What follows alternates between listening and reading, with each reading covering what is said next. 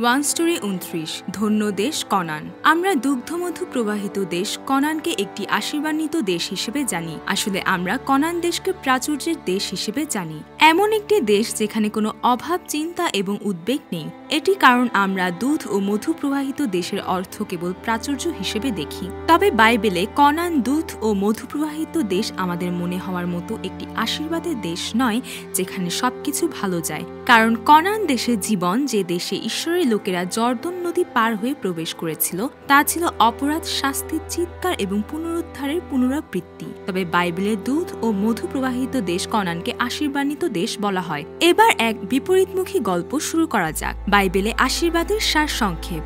যখন আমরা কনান দেশের কথা বলতে শুরু করি, তখন আমাদের প্রথমে বুঝতে হবে আমরা কোন আশীর্বাদের কথা বলছি। যদি আমরা বাইবেলে আশীর্বাদকে আরো বেশি পাওয়া, আরো বেশি আনন্দ করা এবং আরো বেশি উপভোগ করা হিসেবে মনে করি, তাহলে বাইবেলে এমন কোনো আশীর্বাদ নেই। যদি আপনি এইভাবে এবং সেইভাবে ঈশ্বর সেবা করতে চান এবং শেষ পর্যন্ত এই পৃথিবীতে অন্যদের চেয়ে আরো স্বাস্থ্যকর, আরো ভালো ব্যবসা এবং আরো ভালো সন্তান হওয়ার ইচ্ছা করেন, তাহলে বাইবেলে এমন কোনো আশীর্বাদ নেই, না এমন জীবন হতে পারে।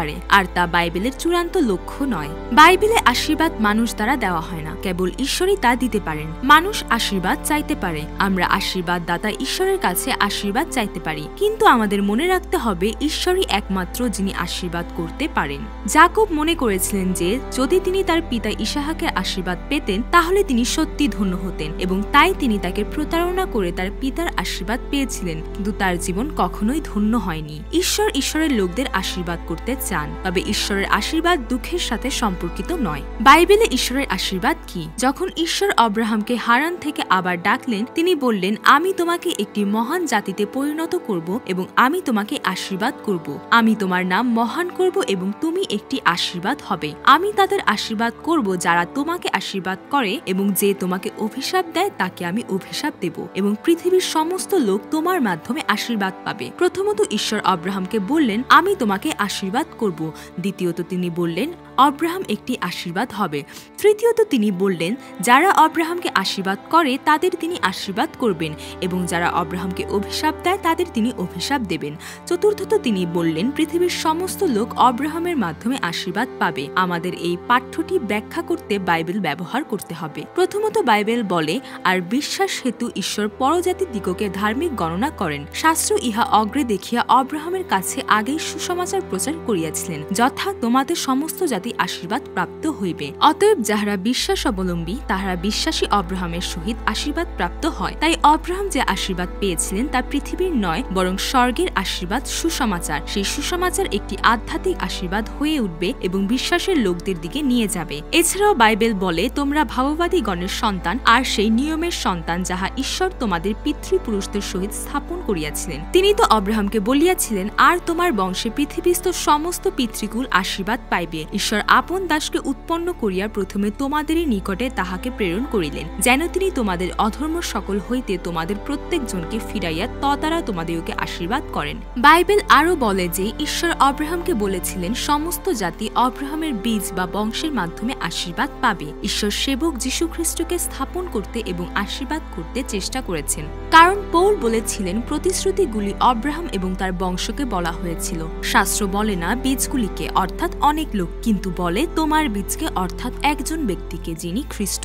এখন যদি আমরা আবার ঈশ্বর যে চারটি জিনিস আব্রাহামকে বলেছিলেন তা দেখি, তাহলে এটি এমন। প্রথমত ঈশ্বর আব্রাহামকে সুসমাচার দিয়েছিলেন। দ্বিতীয়ত আব্রাহাম একটি আশীর্বাদ হয়ে উঠলেন, কারণ তিনি সুসমাচার পেয়েছিলেন এবং ঈশ্বরের সন্তান হয়েছিলেন। তৃতীয়ত ঈশ্বর তাদের আশীর্বাদ করবেন যারা আব্রাহামকে আশীর্বাদ করে, এবং যারা আব্রাহামকে অভিশাপ দেয় তাদের অভিশাপ দেবেন। এর অর্থ হলো যে আব্রাহাম ঈশ্বরের সন্তান হয়েছিলেন, ঈশ্বরের অন্তর্গত একজন। তাই যারা আব্রাহামের সাথে চলবে তারা আব্রাহামের মতো একটি সুসমাচারের আশীর্বাদ পেয়ে ঈশ্বরের সন্তান হবে, এবং যারা আব্রাহামের বিরোধিতা করে তারা পৃথিবীর সন্তান হিসেবে ধ্বংস হবে, ঈশ্বরের সন্তান হিসেবে নয়, কারণ তাদের আব্রাহামের পাওয়া সুসমাচারের আশীর্বাদ নেই। চতুর্থত পৃথিবীর সমস্ত জাতি আব্রাহামের মাধ্যমে আশীর্বাদ পাবে। এর অর্থ আব্রাহাম এবং তার বংশধরদের মাধ্যমে সমস্ত জাতির মধ্যে ঈশ্বরের সন্তানরা যীশু খ্রিস্টের সুসমাচারের মাধ্যমে চিরস্থায়ী আশীর্বাদ পাবে, যিনি বীজ হিসেবে আসবেন। তাই সুসমাচার যীশু খ্রিস্টের পরে সমস্ত লোকের কাছে আসবে। বাইবেলে রোমীয় 1:2 বলে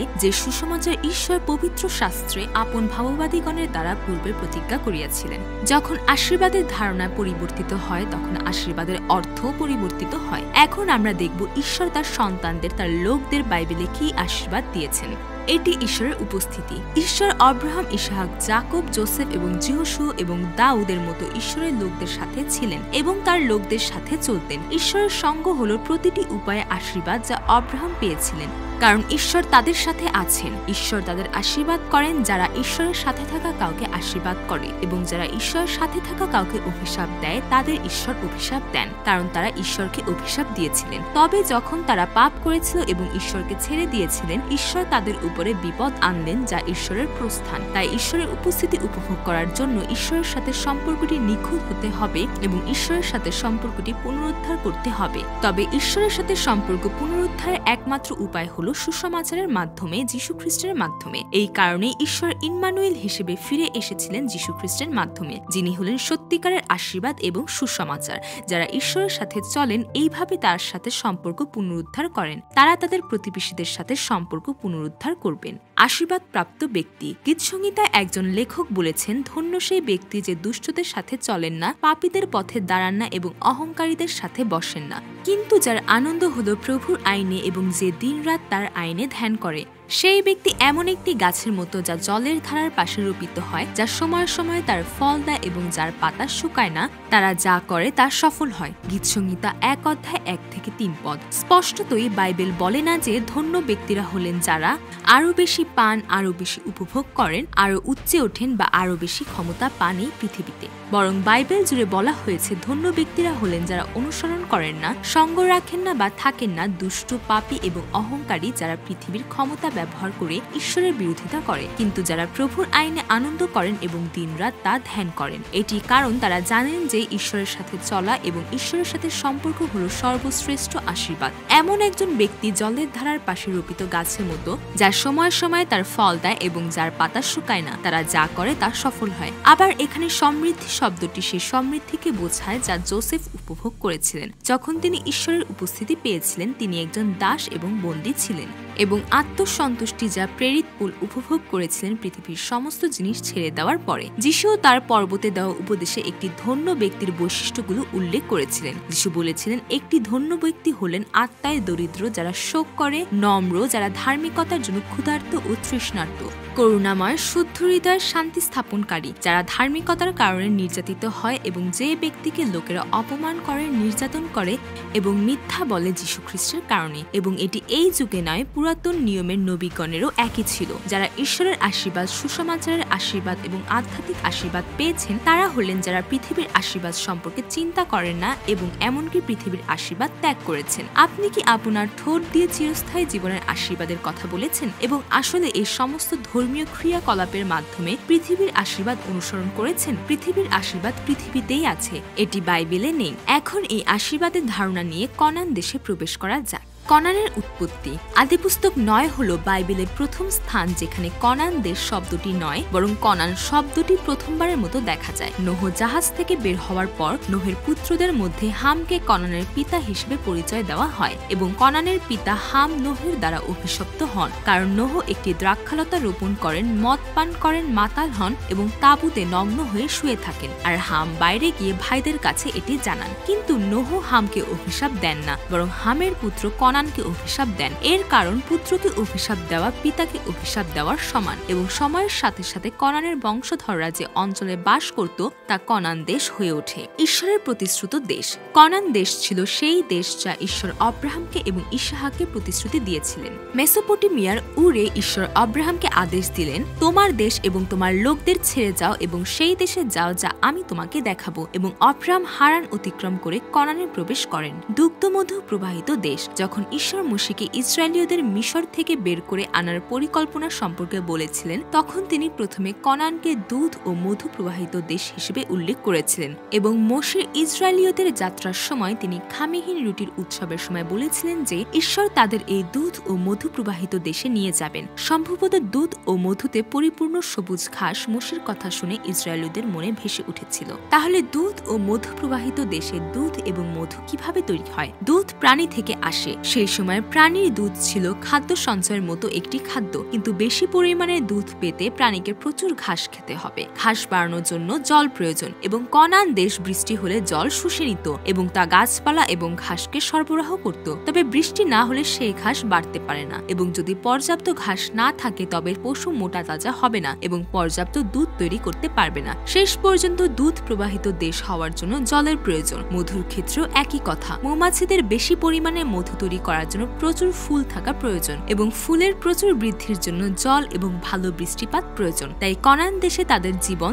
জল বৃষ্টি এর উপর নির্ভর করতে হয়। অন্য কথায়, যদি পর্যাপ্ত জল থাকে তবে এটি আক্ষরিক অর্থে দুধ ও মধু প্রবাহিত দেশ হয়ে উঠত। তবে কনান দেশ কখনোই মেসোপটেমিয়ার মতো উর্বর দেশ ছিল না, যেখানে আব্রাহাম এসেছিলেন এবং যেখানে দুটি নদী ছিল, কিংবা মিশরের মতো সমৃদ্ধ দেশ ছিল না যেখানে নীল নদ ছিল। কনান ছিল এমন একটি দেশ যেখানে জর্দন নদী ছাড়া অন্য কোনো নদী ছিল না যা সর্বনিম্ন অঞ্চলে প্রবাহিত হতো, এবং এটি এমন একটি স্থান ছিল যেখানে সর্বদা জলের অভাব ছিল এবং প্রায় দুর্ভিক্ষ হতো।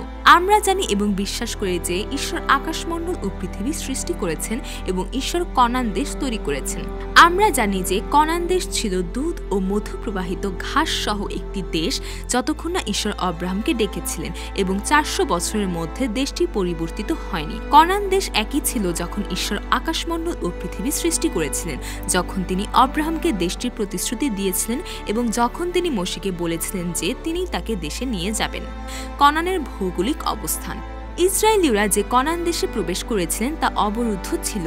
পশ্চিমে ভূমধ্য সাগর ছিল এবং আজ নৌযান প্রযুক্তি বিকশিত হওয়ার পর ভূমধ্য সাগরে অনেক সুবিধা রয়েছে, কিন্তু তখন নৌচালনা প্রযুক্তি বিকশিত হওয়ার আগে ভূমধ্য সাগর ছিল ভয়ের এবং একটি অকেজো বিষয়, এবং উত্তরে ছিল মহাশক্তিধর আরাম এবং সুরিয়া, এবং উপরের থেকে পূর্বে ছিল অম্মন, মোয়াব এবং ইদোম যারা প্রাচীরের মতো দাঁড়িয়েছিল, আর দক্ষিণে ছিল মিশর যেখানে তাদের ফিরে যাওয়া উচিত নয়। মিদিয়ন এবং কনানের চারিপাশে ঘুরে বেড়ানো আক্রমণাত্মক আমালিকীয়রা ছিল। পশ্চিম উপকূলে শক্তিশালী পলিস্টীয়দের থাকা ছাড়াও আরো খারাপ বিষয় হলো কনানের ভিতরে কনানীয় গোত্রগুলি ছিল যাদের তারা জয় করেনি বা বিতাড়িত করেনি। এছাড়াও কনান ছিল একটি আংশিক মরুভূমি অঞ্চল যার মধ্যে প্রান্তর ছিল, যা সম্পূর্ণ মরুভূমি ছিল না, আবার চাষাবাদের জন্য উপযুক্ত ছিল না। পলিস্টীয়রা চাষাবাদের জন্য ভালো অঞ্চল দখল করেছিল, তাই ইসরায়েলীয়রা উর্বর ভূমি উপভোগ করতে পারেনি। এছাড়াও পশুচারণের জন্য পর্যাপ্ত সবুজ ঘাস ছিল না। কিছু জায়গায় পশুচারণ সম্ভব ছিল, তবে খুব কম।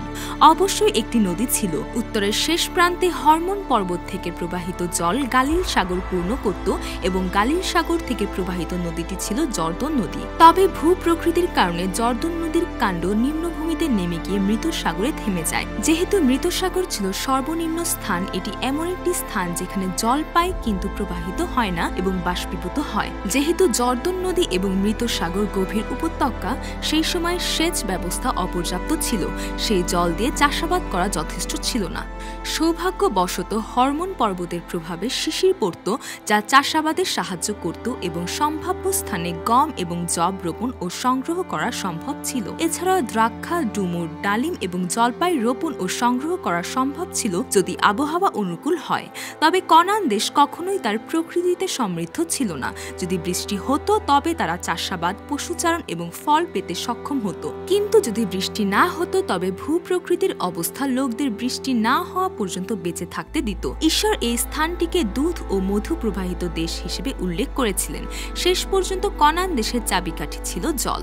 জল যেখান থেকে বৃষ্টি আসে। ঈশ্বর ইসরায়েলীয়দের এমন একটি উর্বর এবং সমৃদ্ধ দেশে পাঠাননি যেখানে তাদের ঈশ্বরের দিকে তাকানোর প্রয়োজন নেই। তিনি তাদের এমন একটি স্থানে পাঠাননি যেখানে একটি বড় নদী রয়েছে, যেখানে তারা চিন্তা না করে চাষাবাদ করতে পারে এবং খাদ্য পাওয়ার কোনো সমস্যা নেই। বরং তিনি আব্রাহামকে উর্বর মেসোপটেমিয়া থেকে এবং ইসরায়েলীয়দের সমৃদ্ধ মিশর থেকে ডেকেছিলেন, এবং তিনি তাদের কনান দেশে আটকে রেখেছিলেন। কনান হলো এমন একটি দেশ যেখানে ঈশ্বরের চোখ সর্বদা রয়েছে, এবং এমন একটি স্থান যেখানে ঈশ্বর মাঝারি মাত্রায় যত্ন নেন। যখন ঈশ্বর বৃষ্টি দেন তখন কনান দেশ দুধ ও মধু প্রবাহিত দেশ হয়ে ওঠে। তাদের একমাত্র নির্ভরযোগ্য স্থান ছিল আকাশ থেকে বৃষ্টি। যদি প্রথম এবং শেষ বৃষ্টি পর্যায়ক্রমে পড়তো তবে বেঁচে থাকতে কোনো সমস্যা হতো না। প্রথম বৃষ্টির পরে বীজ বপন করা যেত এবং শেষ বৃষ্টির পরে ফসল সংগ্রহ করা যেত। তবে জল এবং বৃষ্টি ঈশ্বরের সাথে নিখুঁত সম্পর্ক থেকে আসে। ঈশ্বর বৃষ্টি জলের উৎস ধরে রেখেছিলেন, এবং যদি ঈশ্বরের লোকেরা বাধ্য হতো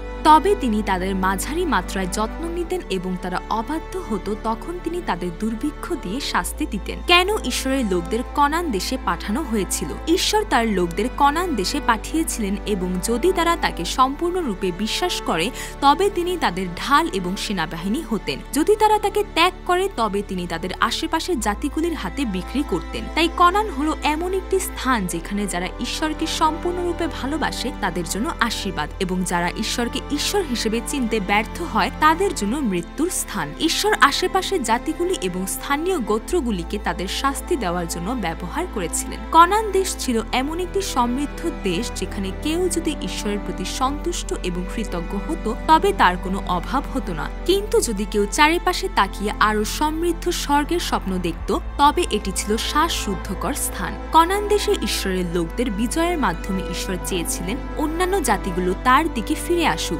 কিন্তু তারা শাস্তি পেয়েছিল এবং জাতিগুলির উপহাসের পাত্র হয়েছিল। অতএব কনান দেশকে ঈশ্বরের কথিত দুধ ও মধু প্রবাহিত দেশে পরিণত করার জন্য তাদের কেবল ঈশ্বরের দিকে তাকাতে হবে। কনান দেশ ছিল ঈশ্বরের লোকদের জন্য প্রচুর পরিমাণে উপভোগ করার স্থান নয়, বরং কেবল ঈশ্বরের দিকে তাকানো এবং চলার স্থান। এটি পৃথিবীর প্রাচুর্য নয়, বরং আকাশ থেকে প্রাচুর্য। এটি ঈশ্বরের সাথে লজ্জাহীন সম্পর্ক থেকে আসা শান্তি। এটি হলো সত্যিকারের আশীর্বাদ। যদি আপনি বাইবেলের কথিত কনান দেশে যেতে চান, যদি আপনি বাইবেলের কথিত কনান দেশ উপভোগ করতে চান, তবে আপনাকে ঈশ্বরের বাক্য মেনে চলতে হবে এবং ঈশ্বরের সাথে লজ্জাহীন সম্পর্ক রাখতে হবে। আমাদের ঈশ্বরের মধ্যে আনন্দ করতে হবে এবং ঈশ্বরের সাথে চলতে হবে। তখন তিনি আমাদের সেই শান্তিতে নিয়ে যাবেন যা পৃথিবী দিতে পারে না। বাইবেলের কথিত কনান দেশ হলো যীশু খ্রিস্টের শিষ্য হওয়ার পথ, খ্রিস্টান হওয়ার পথ। এটি হলো সংকীর্ণ পথে প্রবেশ করার মতো যা বাইবেল বলে। এটি এমন একটি স্থান যেখানে আমরা নিজেদের অস্বীকার করি, প্রতিদিন ক্রুশ তুলে নেই এবং স্বীকার করি যে ঈশ্বরের অনুগ্রহ ছাড়া আমরা এক মুহূর্ত বাঁচতে পারি না। যীশু খ্রিস্ট যে পথে গিয়েছিলেন সেই স্থান যেখানে আমরা সন্তুষ্ট এবং কেবল যীশুর সাথে চলার মাধ্যমে আনন্দিত হই। এমনকি পৃথিবীর উপহাস, তিরস্কার এবং নির্যাতনের মুখেও এটি হলো বাইবেলের কথিত দুধ ও মধু প্রবাহিত ধন্য দেশ কনান। কনান দেশ জয়ের গল্প, ঈশ্বরের উৎসাহের গল্প, যাতে তিনি বিদ্রোহী লোক ইসরায়েল ঈশ্বরের লোকদের দেশ জয় করতে নেতৃত্ব দেন যিহোশুয়ের নেতৃত্বে। কনান দেশের রাজাদের গল্প যিহোশুয়ের বই দিয়ে শুরু হয়ে চলতে থাকে। আমেন।